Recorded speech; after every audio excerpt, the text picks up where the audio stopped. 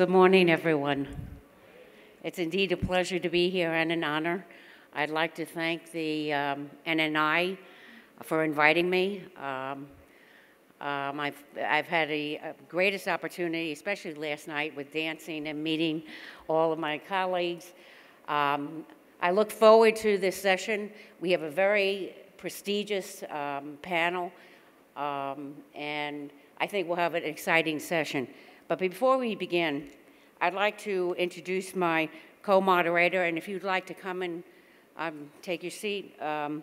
He said to call him Dr. Fell. So he is the associate professor and attending pediatric gastroenterologist at Manila Central University. So good morning, Dr. Fell. Thank you. Magandang umaga. So my job is to set the tone for this workshop, and so I'm going to have a little entertaining introduction before we begin. So this is the 91st Nestle Institute workshop, and like I said, I will be the scientific chair.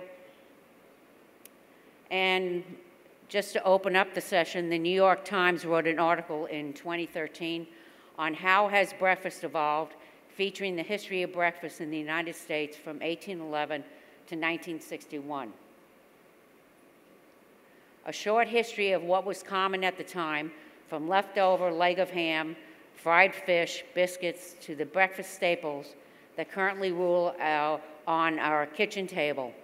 What an upper-class New Yorker might have found on his morning table through the ages was breakfast served in 1811 with popcorn and milk, anyone? In the early 19th century, people ate dinner at midday and a lighter supper in the evening. Breakfast consisted mainly of leftovers, and it was served cold so as not to require a fire. Among the delicacies, a picked-over carcass, fruit pie, and a precursor to corn pops, stale popcorn and milk. The binge breakfast in 1861 was fried trout and leftovers, anything goes. By the mid-19th century, men no longer went home for the midday meal, so breakfast became the family meal.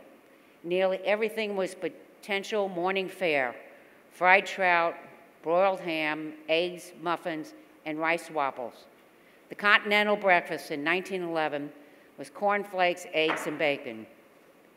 The breakfast binge was followed by a kind of repentance diet. Few foods have transformed the American table quite so significantly as cereal, which began accompanying a larger meal made up of foods that are now breakfast staples: bacon, eggs, pancakes, in reduced portions. So the speedy breakfast in 1961 was cereal and frozen orange juice. With more women entering the workforce, cereal became the easiest breakfast option. By the 50s, cereal companies were removing fiber and adding sugar. Citrus companies, meanwhile, were concentrating juice using heat and vacuums, which put frozen OJ on nearly every table.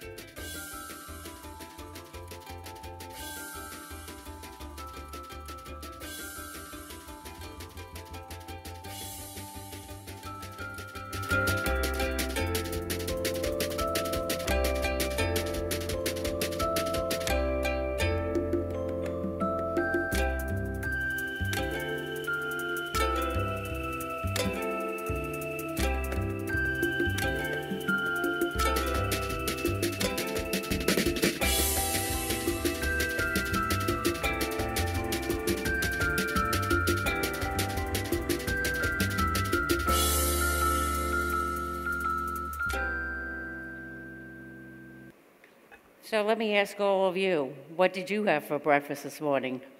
I'm sure it wasn't homogeneous among all of us.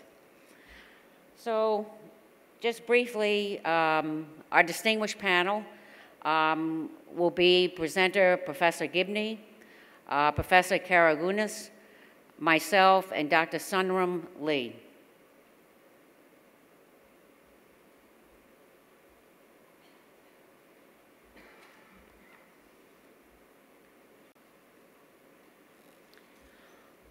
May I introduce the first speaker for this morning will be Professor Michael Gibney. He's Emeritus Professor of Nutrition for the Institute of Food and Health at the University College Dublin in Dublin, Ireland. And he will be speaking this morning on breakfast, shaping guidelines from food and nutrient patterns. Let's give a warm welcome to Professor Gibney, please.